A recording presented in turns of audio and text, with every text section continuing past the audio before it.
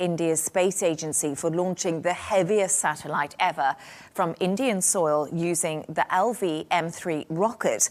The Bluebird Block 2 satellite from the US. 3, 2, 1, 0.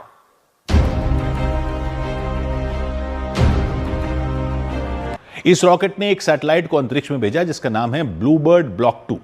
तो यह satellite America की कंपनी AST स्पेस मोबाइल की है, लेकिन इसरो ने इसे लॉन्च किया। Such a significant milestone for India's space journey. तो बड़ा हंगामा था और मैंने टॉपिक पूछा तो पता चला जी पुतिन ने कुछ हमारे न्यूक्लियर वेपन्स को लेकर कह दिया है कि जी पाकिस्तान को एक गैर जिम्मेदाराना मुल्क के तौर पे कहा गया। अगर मुफ्ती कोई इस तरह की बात बोलता है तो उसको फतवा अब बोला जाता है। तो आसिम मुनीर के खिलाफ ये कह सकते हैं कि पाकिस्तान में फतवा आ चुका है, जो जिस तरह से उन्होंने हराम तरीके से पावर ग्रैब्स की हुई है पाकिस्तान में। इससे हमें बहुत सी चीजें पता चलती हैं, लेकिन हमें कम से कम जनरल आसिम मुनीर के बारे में दो चीजें पता चलती हैं। एक हमें ये पता चलता है, जैसे सब लोग कह रहे हैं कि वो खौफ में मुब्तला है, वो घबराए हुए। हमारे न्यूक्लियर वेपन्स या एसेट्स जो हैं वो किसी भी टेररिस्ट ग्रुप के पास या जिहादियों के पास या ऐसे किसी के पास जा सकते हैं। टेक्नोलॉजी आपने समेटनी है पूरी दुनिया से, वो सक्सेस हुए, पूरी दुनिया में इंडिया की तारीफ हुई कि वो चांद पे जाके बैठ गए। बाहुबली इसलिए कह रहे हैं क्योंकि ये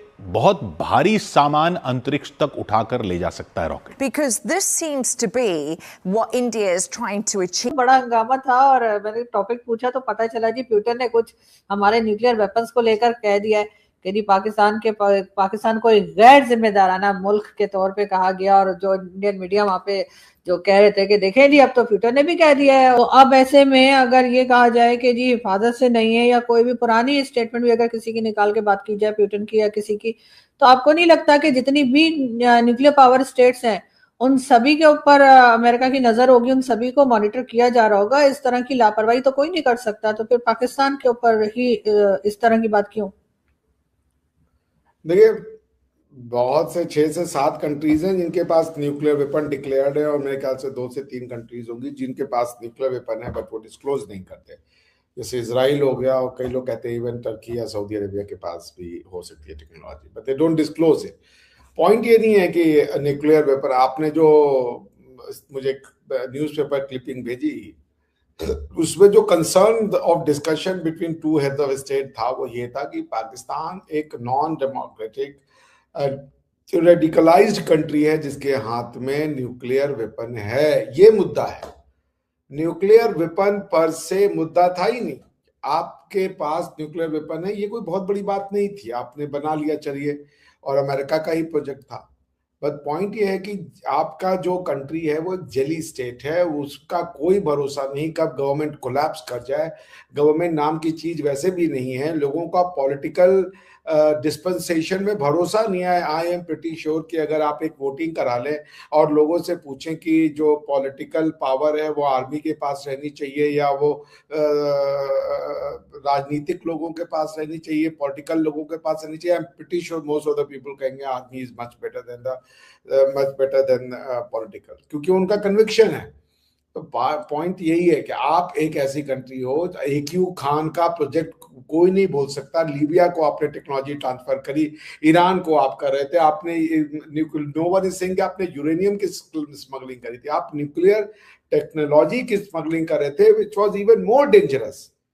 तो आपकी क्रेडिबिलिटी की बात है आरजू जी, जो समाज आपने बनाई, अरे ऐसा समाज बनाइए कि भारत के पास न्यूक्लियर वेपन है, कोई ये सोच करके रातों की नींद नहीं खोता। No one have sleepless nights because India has a nuclear weapon. एक बात है जैसे आपने जो मुझे मैसेज भेजा उस मैसेज में है क्या? पुतिन और अमेरिकन प्रेसिडेंट पर बात करते हैं, बुश, उसमें इंडिया कहां से आ गया? आप तो अल्लाह से डरे। The message that you shared me, the news that मगर अभी तो सर आप लोग ही शोर मचा रहे हैं ना। पुतिन तो कह के भूल भी गया बेचारा, आप लोग पता नहीं कहां से गड़े मुर्दे उखाड़ के लाके बता रहे हैं हमें। देखिए, डर 2 तरीके का होता है, एक होता है ताकतवर का डर, एक होता है मूर्ख का डर। जैसे आप बच्चे के हाथ में तलवार दे दें, बच्चा आपको काट सकता है, आपको डर लगेगा कि ये बच्चा काट देगा। आप उससे कमजोर नहीं है बल्कि उससे ताकतवर है, but just because he is child and is innocent और वो कैपेबल नहीं है, आप डरते हैं उससे। पाकिस्तान वह ऐसी ही एक क्रिएशन है, मैं कोई हार्श वर्ड नहीं यूज करना चाह रहा, जिसके हाथ में तलवार, बंदर है, पाकिस्तान वो बंदर है जिसके हाथ में उस्तरा है। हर कोई उस बंदर की गर्दन मरोड़ सकता है, मगर पॉइंट ये कि लोग नहीं चाहते भाई, इसलिए वो डरे हुए। आप वो वाला डर नहीं है कि देखिए आज के डेट में तो अमेरिका हमारे पास देखें ना 26 साल से हमारे पास न्यूक्लियर कैपेबिलिटीज हैं, ठीक है।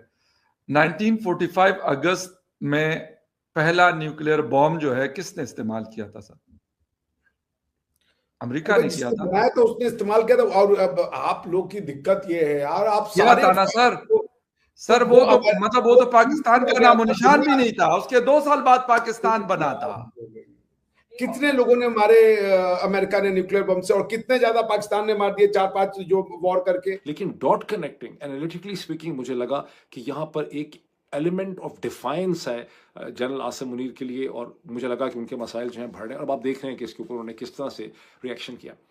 इससे हमें जनरल आसिम मुनीर की के बारे में हमें क्या, इससे हमें बहुत सी चीज़ें पता चलती हैं, लेकिन हमें कम से कम जनरल आसिम मुनीर के बारे में 2 चीज़ें पता चलती हैं। एक हमें ये पता चलता है, जैसे सब लोग कह रहे हैं कि वो खौफ में मुब्तला है, वो घबराए हुए हैं।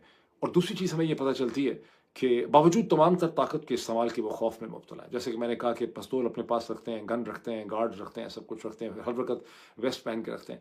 दूसरा आपको ये भी पता चलता है कि इससे कि जनरल आसिम मुनीर और उनकी पूरी टीम जो है उसका कितना रिएक्टिव माइंड सेट है, यानी वो कितना रिएक्ट करते हैं। अच्छा, ये बड़ा इंटरेस्टिंग है जनरल आसिम। इसमें एक तीसरा भी एंगल है। तीसरा एंगल ये है कि जनरल हर चीज़ जनरल आसिम मुनीर को नहीं पता चलती, लेकिन जनरल आसिम मुनीर ने एक ऐसा उनकी रिएक्टिविटी की वजह से बताया जाता है कि वो जब मीटिंग के अंदर बात भी करते हैं तो वो भी वहाँ पर भी गालियाँ निकालते हैं, बड़ी सख्त जुबान इस्तेमाल करते हैं, जो कि फ़ौज में कभी भी किसी आर्मी चीफ ने अपने सबॉर्डिनेट या सेकंड टियर जनरल्स या मेजर जनरल्स के साथ बात करते हुए कहते हैं कि इस किस्म की ज़ुबान और लबो लहजा कभी इस्तेमाल नहीं किया। तो वहाँ पर बड़ी सख्त जुबान इस्तेमाल करते हैं।